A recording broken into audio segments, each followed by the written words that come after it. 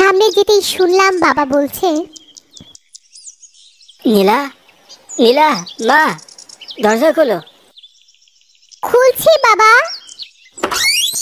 বলেই আমি দরজাটি খুলে দিলাম। তারপর বাবা মা ঘরের ভেতরে আসলো। বাবা বাড়ির ভেতরে ঢুকতেই আমাকে বলল,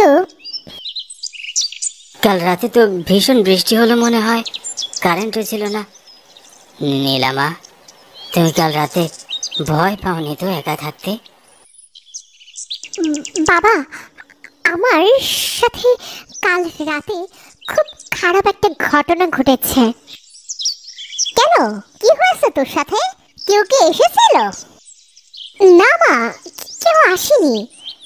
তবে তবে কি মা, আমাদের খুলে বলো।